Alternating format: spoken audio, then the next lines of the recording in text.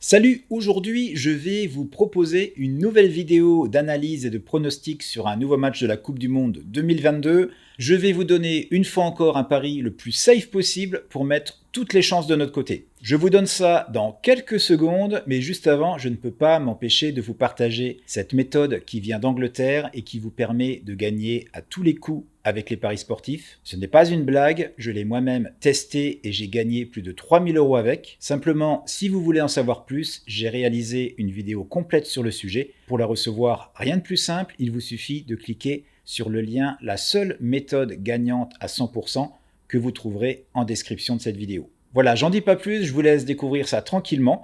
Vous recevrez aussitôt par email une vidéo dans laquelle je passe en revue cette méthode. Revenons à présent à notre pari avec mon analyse.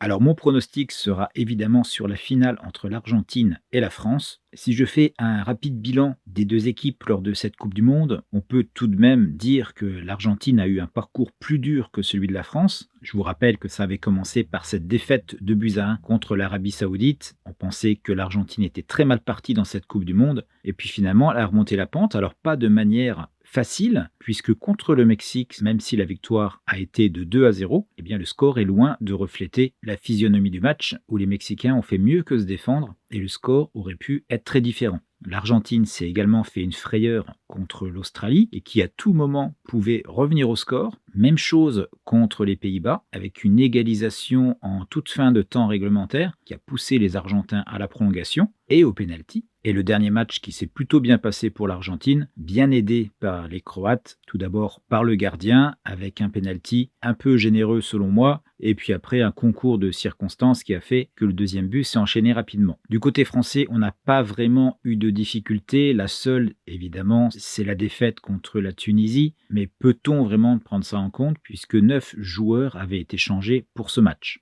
Contre le Maroc, une très belle première mi-temps des Français. Ensuite, un petit relâchement qui a fait que le Maroc s'est procuré pas mal d'occasions et aurait pu, avec un peu plus de réussite, causer quelques problèmes à l'équipe de France. Alors maintenant, au niveau des blessures, pour l'Argentine, il reste Gomez. Et pour la France, alors ici est indiqué Adrien Rabiot, mais il devrait être disponible, tout comme Upamecano. Mais on a un doute sur Konaté, qui avait d'ailleurs remplacé Upamecano et qui lui serait également touché par ce virus. Et il paraît également que Varane serait dans le même cas. Alors maintenant, quel pari choisir sur un match comme ça? Est-ce que ça va être un match serré? Les deux équipes vont-elles s'affronter principalement en milieu de terrain? Ou alors est-ce que ça va partir en sucette comme ça l'a fait il y a 4 ans pour la Coupe du Monde avec un score final de 4-3 pour la France? Alors personnellement, je vais plus partir sur le match serré. Je pense que s'il y a victoire dans le temps réglementaire, ce sera probablement par un exploit individuel, peut-être de Messi ou encore de Mbappé. Messi a beau être en fin de carrière, il a prouvé qu'il était en forme, même s'il traîne avec lui une blessure aux ischio-jambiers qui pourrait ressurgir à n'importe quel moment. Donc la clé de ce match pour l'équipe de France va être de cadenasser Lionel Messi et inversement pour les Argentins de faire la même chose avec Kylian Mbappé. Alors maintenant, concernant le pari que je vais proposer sur ce match, ça va être quelque chose d'un peu différent. Je vais en fait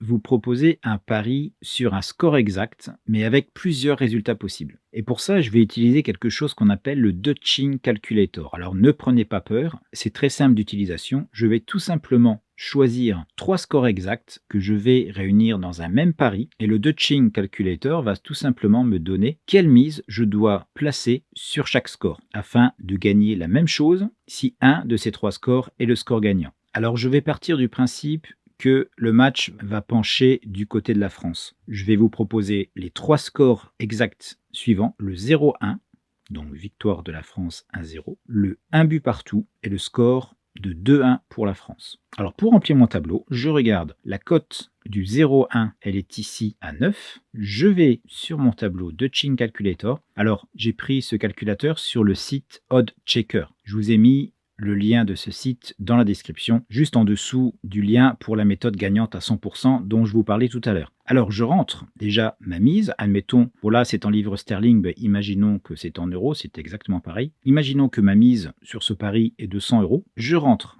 ma cote de 9 sur le pari de 0,1, voilà. Ensuite, je vais chercher mon deuxième pari, qui sera donc un but partout, avec une cote ici à 6,80, même chose.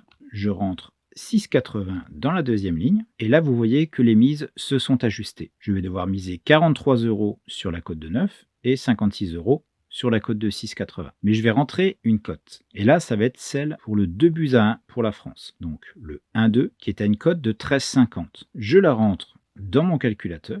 J'appuie sur Entrée et voilà, les mises se sont automatiquement mises à jour. Et en dessous, on peut voir que pour une mise de 100 €, je fais un profit de 200,98 €. Autrement dit, c'est comme si nous avions une cote à 3, sauf qu'on a placé un pari sur 3 résultats possibles. Alors ça, c'est ma proposition. Vous pouvez très bien choisir le 1-1, le 2-2 et le 1-0 pour l'Argentine. C'est une méthode de pari intéressante, je pense, sur ce genre de match, puisque nous avons deux équipes de niveau très proches. Donc forcément, au niveau du score, on peut s'attendre à une très faible différence. Et sur ce genre de pari, je ne miserai pas trop, on va dire entre 1 et 1,5% de votre capital.